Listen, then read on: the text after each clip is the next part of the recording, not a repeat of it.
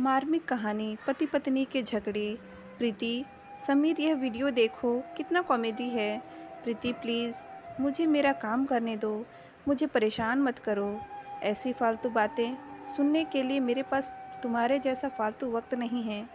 समीर, आजकल मेरे लिए तुम्हारे पास टाइम ही नहीं रहता और तुम्हें मेरी सभी बातें फालतू और गलत ही लगती है। तुम्हारी नज़रों में मैं इतनी ही बुरी थी तो तुमने मुझे प्रपोज़ करके शादी क्यों की?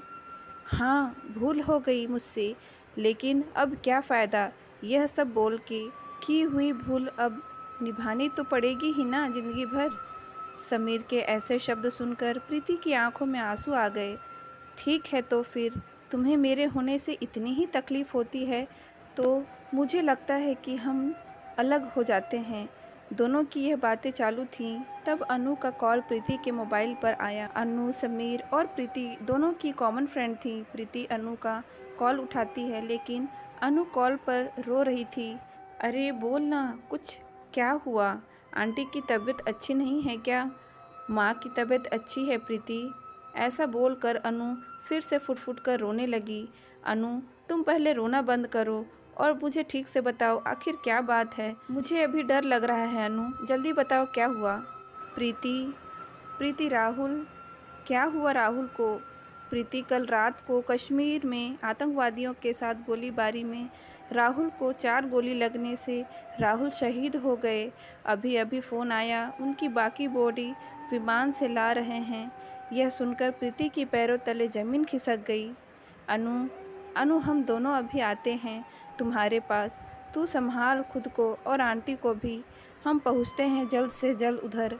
ऐसा बोलकर प्रीति फ़ोन रख देती है और समीर को राहुल और आतंकवादियों में हुई फायरिंग और राहुल के शहीद होने की बात बताती है। समीर भी उसकी बातें सुनकर सुन्न हो गया, लेकिन तुरंत वह दोनों अनु के घर जाने के लिए रवाना हुए।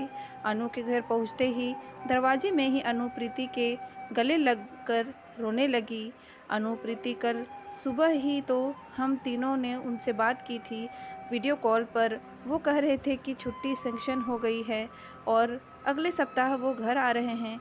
यह बातें बोलकर वह कितने खुश थे और रात को अचानक ऐसे हो गया। अनु, संभाल खुद को, तुम्हें तकलीफ़ होगी, प्लीज़ संभाल खुद को। तू अपनी हिम्मत खो देगी तो आंटी को कौन संभालेगा? अब मैं क्या करूं खुद को संभाल कर? मेरे जीने की वजह ही मुझसे दूर चली गई। अब किसके लिए जीऊं मैं?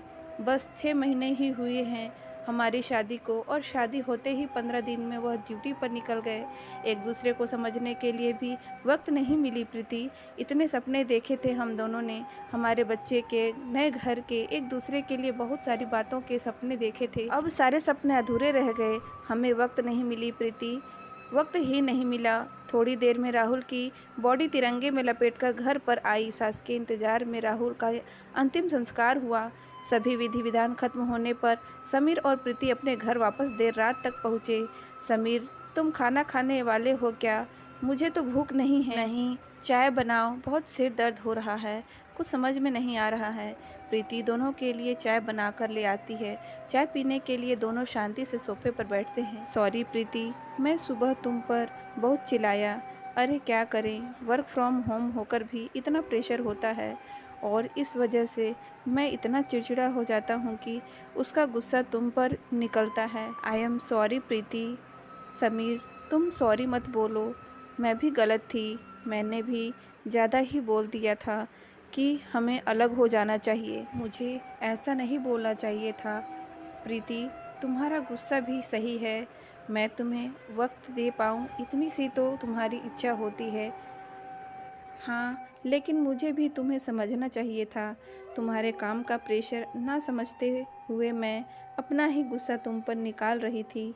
इट्स ओके प्रीति, हम दोनों ही अपनी अपनी जगह सही थे, बस हम दोनों एक दूसरे को समझ नहीं पाए। अनु के वह शब्द अभी भी मेरे कानों में गूंज रहे हैं। हमें वक्त ही नहीं मिला प्रीति। हमें मिला हुआ वक्त को कितना ग्रांटेड ले लेते हैं ना। सच में प्रीति, हमें जैसे एक दूसरे के साथ रहने के लिए वक्त मिलता है, वैसे हर किसी को नहीं मिलता वह टाइम। इसके लिए बहुत लोग कितने प्रयास लेकिन कोई परिवार की जिम्मेदारी में तो कोई देश के प्रति जिम्मेदारी को निभाने में व्यस्त रहता है। और हम इस मिले हुए वक्त में क्या करते हैं? एक दूसरे की गलती निकालने की कोशिश करते रहते हैं। सच में समीर, अनु और राहुल की ज़िंदगी देखकर समझ में आता है कि हम कितने सुखी और खुश हैं, लेकिन हमें उसकी कीमत ही नहीं पता। हम हमारे ज़िंदगी में छोटे छोटे दुख हैं। हमारा देश सुखी और प्यार से रहे, इसके लिए हमारे देश के जवान अपने परिवार को छोड़कर देश की सीमा पर अपनी जान की परवाह ना करके हमारे लिए लड़ाई करता है। तभी हम यहाँ पर जाति, धर्म, पैसा, प्रेम, वक्त ऐसी छोटी बातों पर एक दूसरे से झगड़ा करते हैं। हाँ, चलो फिर आज से हम एक दूसरे की भावनाओं की कदर करेंगे और प्यार का सम्मान करेंगे, एक दूसरे को समझने की कोशिश करेंगे। समीर ने कहा, हाँ, और हम ये सुनिश्चित करेंगे कि हमारे सुख और खुशी के लिए जो जवान सीमा पर लड़ते हैं, जो शहीद होते हैं, उन्हें और उनके परिवार को सुख के कुछ पल दे सकें। हमसे जितनी छोटी देश सेवा हो सके उतनी करें और देश का कर्ज चुका सकें। तो दोस्तों, इस कहानी से आपको क्या सीख मिली हमें कमेंट बॉक्स में ज़रूर बताएं। और ये स्टोरी थोड़ी सी भी अच्छी लगी हो तो प्लीज़ वीडियो को लाइक करें, शेयर करें एंड सब्सक्राइब करें। Thank you.